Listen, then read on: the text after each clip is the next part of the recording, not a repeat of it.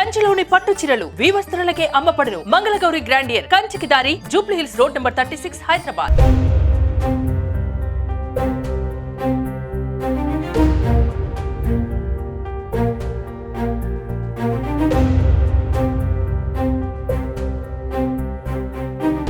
నమస్తే, నేను విజయ్.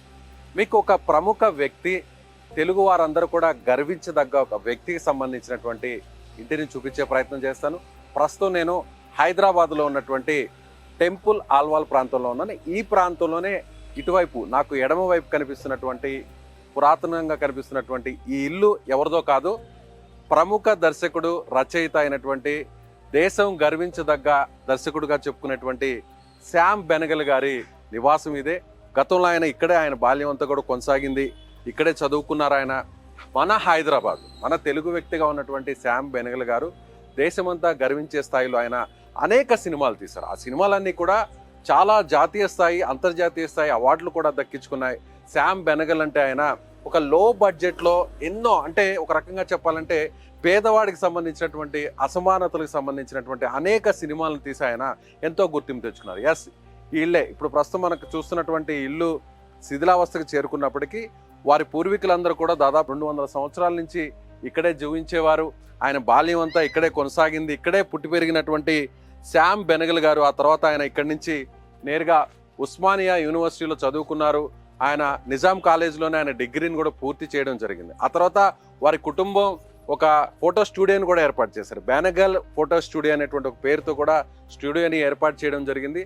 ఆ తర్వాత స్టూడియోలో ఉన్నటువంటి కెమెరాతో, వాళ్ళ ఫాదర్ తీసిచ్చినటువంటి ఒక ఫోటో కెమెరాతోనే ఆయన ఒక డాక్యుమెంటరీని కూడా తీసి ఇక్కడి నుంచి తన ప్రస్థానాన్ని ప్రారంభించి ముంబైకి వెళ్ళడం జరిగింది.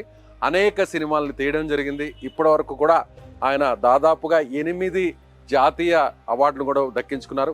పద్మశ్రీ, పద్మభూషణ్ అవార్డును కూడా దక్కించుకున్నారు శ్యామ్ బెనగల్. ఇంటికి సంబంధించినటువంటి ఆనవాళ్ళంతా కూడా చూడొచ్చు, పైన శిథిలావస్థకు చేరుకున్నాయి. లోపల ఉన్నటువంటి ఆ ఫర్నిచర్ అంతా కూడా శిథిలమైనటువంటి పరిస్థితి. అంటే 1934లో జన్మించినటువంటి శ్యామ్ బెనగల్ గారు ఆ తర్వాత ఆయన 1960 దశకంలో ఇక్కడి నుంచి చదువు పూర్తయిన తర్వాత నేరుగా ముంబైకి వెళ్ళడం జరిగింది. అక్కడి నుంచి ఆయన సినిమా ప్రస్థానాన్ని ప్రారంభించడం జరిగింది. ఆ తర్వాత ఆయన పెద్ద దర్శకుడు, రచయితగా మారిన తర్వాత కూడా హైదరాబాద్కి పలు సార్లు కూడా రావడం జరిగింది. ఇక్కడ ఉన్నటువంటి వారందరితో కూడా కలవడం జరిగింది. సినిమాలోనే అత్యుత్తమైనటువంటి అవార్డుగా మనం చెప్పుకునేటువంటి అవార్డు దాదా సాహెబ్ ఫాల్కే అవార్డు. ఆ అవార్డును కూడా దక్కించుకున్నారు శ్యామ్ బెనగల్ గారు. అదేవిధంగా పద్మశ్రీ, పద్మభూషణ్తో పాటు 8 ఫిల్మ్ నేషనల్ అవార్డ్స్ను కూడా దక్కించుకున్నారు ఆయన. సో ఒకసారి లోపల చూస్తే ఇల్లంతా కూడా శిథిలావస్థకు చేరుకుంది. వారి కుటుంబంలో మొత్తం 10 మంది ఉండేవారట. ఆయనతో పాటు సహచరులు, ఆయన అన్నదమ్ములు, సిస్టర్స్ అంతా కూడా, వీరందరూ కూడా వివిధ ప్రాంతాల్లో సెటిల్ అయ్యారు.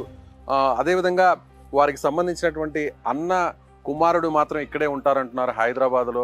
సో ఈ ఇంటిని కూడా వేరే వారికి కూడా అమ్మివేయడం కూడా జరిగిందని చెప్పి కొంతమంది చెప్తున్నారు. అయితే ప్రస్తుతం ఇది ఇల్లు నిర్మానుష్యంగా ఉంది, ఎవరు కూడా ఇక్కడ ఉండట్లేదు. సో బెనగల్ గారు ఇక్కడి నుంచి నేరుగా ఆయన వెళ్ళిపోయిన తర్వాత, హైదరాబాద్ నుంచి ఆయన వెళ్ళిన తర్వాత ముంబైలో అక్కడే ఎన్నో సినిమాలు తీయడం జరిగింది. చాలా సినిమాలకి నేషనల్ అవార్డ్స్ రావడం జరిగింది. ఇంటర్నేషనల్ స్థాయిలో కూడా ఆయన గుర్తింపు తెచ్చుకోవడం జరిగింది. కేన్ ఫిల్మ్ ఫెస్టివల్ కూడా ఆయన తీసినటువంటి సినిమాలు కూడా వెళ్ళినటువంటి పరిస్థితి. మన హైదరాబాద్లో పుట్టి పెరిగి ఈ ఇంట్లో పుట్టి పెరిగినటువంటి శ్యామ్ బెనగల్ గారు సో అంత పెద్ద దర్శకులు అవడం అనేది నిజంగా మనందరం కూడా గర్వించదగ్గ విషయం. సో నేటి తరానికి సంబంధించి కూడా ఆయన తీసినటువంటి అనేక సినిమాలు, ఆయన రాసినటువంటి అనేక రచనలు కూడా ఎంతో గుర్తింపు పొందాయని మనం చెప్పవచ్చు. సో 1934లో డిసెంబర్ 14న హైదరాబాద్లో ఆయన జన్మించారు. సో ఇటీవలే 2024 డిసెంబర్ 23న ఆయన తుది శ్వాస విడిచారు. సో శ్యామ్ బెనగల్ గారికి సంబంధించినటువంటి జీవిత ప్రస్థానం అంతా కూడా ఒక చిన్న స్థాయి నుంచి ప్రారంభమై అంచెలంచెలుగా ఎదుగుతూ చలనచిత్ర రంగంలోనే ఒక అంతర్జాతీయ స్థాయి గుర్తింపుని ఆయన సాధించారు. ఈ ఇంటికి పరిసర ప్రాంతాల్లో కొంతమంది శ్యామ్ బెనగల్ గారి గురించి తెలిసిన వారు ఉన్నారంట. వారితో మాట్లాడేటువంటి ప్రయత్నం అయితే చేద్దాం రండి. శ్యామ్ బెనగల్ గారికి చాలా సన్నిహితంగా ఉంటూ, అంటే అప్పుడు ఆయన హైదరాబాద్లో నివాసం ఉండేటువంటి ఆ ఇంటికి ఆనుకొని ఉండేటువంటి కుటుంబం, ఆ కుటుంబానికి సంబంధించిన సుజిత్ కుమార్ మనతో ఉన్నారు. ఆయనతో మాట్లాడదాం. నమస్తే అండి. నమస్కారం అండి. శ్యామ్ బెనగల్ గారు మీరు ఎప్పుడు చూశారు? ఆయన ఎలా ఉండేవారు? ఆయన చాలా సన్నిహితం ఉండేవారు. చాలా నెమ్మది మనిషి, కూల్గా అందరితో మంచి కలిసిమెలిసి పోయే మనిషి వ్యక్తి. And almost 10 years back 15 years back వచ్చాడు. వచ్చేప్పుడు ఫాదర్ ఉంటే కలిశాడు. సో ఒక హాఫ్ అన్ అవర్ కూర్చొని జస్ట్ జనరల్గా ఏంటంటే ఫ్యామిలీ ఇష్యూస్ అని వాళ్ళ చిన్నప్పుడు సన్నిహితులు మాట్లాడేవాడు. టీ కాఫీ దాకా మళ్ళీ వెళ్ళిపోయాడు. తర్వాత రాలేదు. ఇప్పుడు ఈ ఇల్లు ఎప్పటి నుంచి వాళ్ళ Almost- తర్వాత ఎప్పుడు అమ్మేయడం ఇది 86లో అమ్మారండి. ఇది ఆల్మోస్ట్ వాళ్ళు చిన్నప్పటి నుంచి ఇక్కడనే ఉన్నారండి. ఆల్మోస్ట్ బై బర్త్ నుంచి ఇక్కడనే ఉన్నారు వాళ్ళు.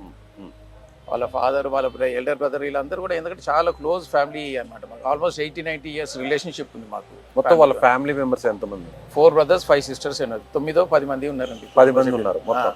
కుటుంబ సభ్యులు సిస్టర్స్ వాళ్ళందరూ ఇక్కడ ఉన్నారు హైదరాబాద్ లో? లేరు. ఇప్పుడు ఉన్న వాళ్ళందరూ కూడా అందరు చనిపోయారండి. ఇప్పుడు అందరూ అంటే అందరూ పెద్ద అన్నయ్య కోల్కతాలో ఉండేవాళ్ళు, అతను చనిపోయాడు. రెండో అన్నయ్య వెనుకకు ఉండేవాడు. 4వ అన్నయ్య కెనడాలో ఆయన చనిపోయాడు. 4వ అతను ఈయన షాంపిన్ ఈయన కూడా చనిపోయాడు. ఇప్పుడు హైదరాబాద్ లో ఆ కుటుంబానికి సంబంధించిన సమస్యలలో వాళ్ళ అక్క కొడుకులు ఉన్నారు అనమాట. వాళ్ళ అక్క కొడుకు అంటే బెనగాల్ గారి అక్క కొడుకులు ఉన్నారు. షాంపిన్ లో అక్క కొడుకులు ఉన్నారు. ఇక్కడే ఉంటారు హైదరాబాద్? వాళ్ళు కాచిగూడలో ఇక్కడ ఉంటారండి. హైదరాబాద్ లో ఇక్కడ ఉంటారు వాళ్ళు కాచిగూడలో. సో ఇది 200 సంవత్సరాల కిందట almost 100 years plus old house అండి ఇది కూడా. ఓకే. ఆయన విద్యాభ్యాసం అంతా ఎలా జరిగిందండి? ఆయన విద్య అంతా ఇక్కడనే స్కూలింగ్, కాలేజ్ అంతా మహబూబ్ కాలేజ్ ప్లస్ గ్రాడ్యుయేషన్ వచ్చేసి నిజామ్స్ కాలేజ్ నుంచి అయ్యాడండి. ఇక్కడ హైదరాబాద్ అండి మొత్తం.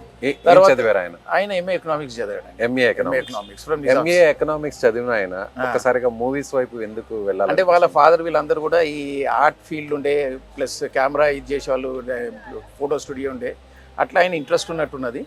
ఆ ఇంట్రెస్ట్ తోని ఈ లైన్ లోకి వచ్చేసాడు ఆయన. అలాగే వాళ్ళకి ఒక స్టూడియోని కూడా ఏర్పాటు చేశారు. బెనగల్ స్టూడియో లాల్ బజార్ ఉన్నది. అంటే వాళ్ళ అన్నయ్య చూసుకునేవాడు. స్టూడియో అంటే అది ఫోటోగ్రఫీ స్టూడియో అంటే వాళ్ళ అన్నయ్య చూసుకునేవాడు అనమాట. అది వాళ్ళ ఫాదర్ స్టార్ట్ చేశారు. తర్వాత వాళ్ళ అన్నయ్య మెయింటైన్ చేశాడు అనమాట. సో ఇక్కడ హైదరాబాద్ లో ఉన్నప్పుడే చదువుకున్న రోజుల్లోనే ఆయన ఒక కెమెరాతో కూడా కొన్ని డాక్యుమెంటరీస్ అవి తీశారంటారు. అప్పటి నుంచి ఫిల్మ్స్ మీద ఆయనకి ఫిల్మ్స్ మీద ఇంట్రెస్ట్ ఉన్నట్టు. కానీ ఆ ఇన్ డీటెయిల్ అంటే ఆయన 70 years బ్యాక్ అనేది నాకు తెలియదు. ఫాదర్ చెప్తుండేవారు, ఫాదర్ చెప్పేవాళ్ళు. నాకు అంతవరకు తెలుసు అనమాట. అంటే తన ఏంటంటే చదువుకొని 60s లో బాంబేకి వెళ్ళిపోయాడు. 60s లోనే వెళ్ళిపోయాడు. 60s అంటే లేట్ 60s లో వెళ్ళిపోయాడు అనమాట. వెళ్ళిపోయి 72 or 73లో ఏదో పిక్చర్ తీశారు అంకుర్. 73 or 74 అనుకుంటా. అది ఫస్ట్ పిక్చర్ అంకుర్ తీశాడు. తర్వాత మళ్ళీ దానికి అవార్డు కూడా వచ్చింది. కేన్స్ లో కూడా పోయింది కదా. అవును. అప్పుడు కూడా షబ్నాజ్ మీ, స్మితా పటేల్ ఎవరు ఉండేది యాక్ట్రెస్, వాళ్ళు కూడా ఏంటంటే నార్మల్ బడ్జెట్ లేక మీ ఇంట్లో నుంచి మంచి సారీస్ కట్టుకుని రావాలని, అది నేను కూడా ఏంది పేపర్లో చదివాను అనమాట.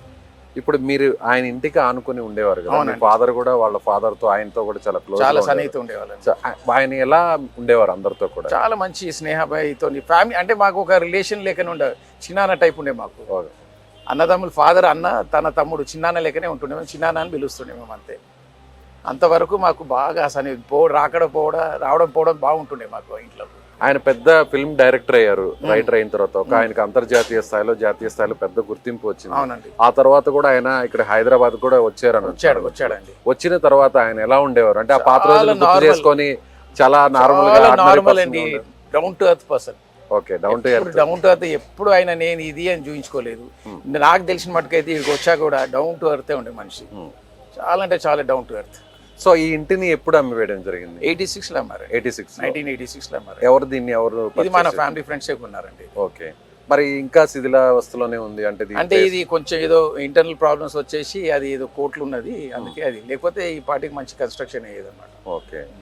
సో ఆయన అంతా పుట్టి పెరిగింది అంతా కూడా ఇక్కడ హైదరాబాద్ లో ఈ ఇంట్లోనే.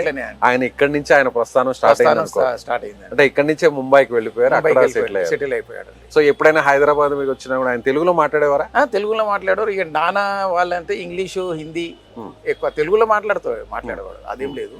బాంబేకి వెళ్ళినా కూడా ఇక్కడికి వచ్చినాక ఆయన తెలుగులోనే మాట్లాడారు. అందరితో ఫ్రెండ్స్ తో తెలుగు, హిందీ. ఇక వాళ్ళ ఫ్రెండ్స్ అంటే ఆ రోజుల్లో ఉర్దూ, ఇంగ్లీష్ మీడియమే కదండి.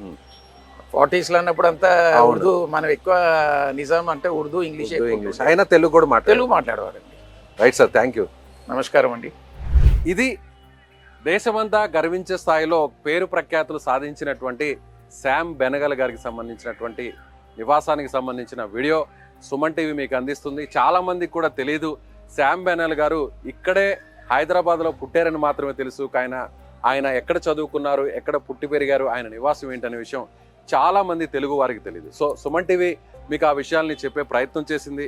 మీరు కూడా శామ్ బెనగల్ గారి గొప్పతనం ఏంటో కామెంట్ బాక్స్లో మీ అభిప్రాయాన్ని తెలియచేయండి. ఒక తెలుగు వ్యక్తిగా ఉన్నటువంటి వ్యక్తి ఇక్కడి నుంచి హైదరాబాద్ నుంచి వెళ్ళి అక్కడ ముంబైలో సెటిల్ అవడం, అదేవిధంగా హిందీ సినిమాలోనే తనకంటూ ఒక ప్రత్యేక ప్రస్థానాన్ని ఆయన కొనసాగించడం, ఆ సినిమా అధ్యాయంలో ఒక పేజీ అంటూ శ్యామ్ బెనగల్ గారికి లిఖించడం అనేది కూడా ఒక చాలా గొప్ప విషయం. మీరేమనుకుంటున్నారు?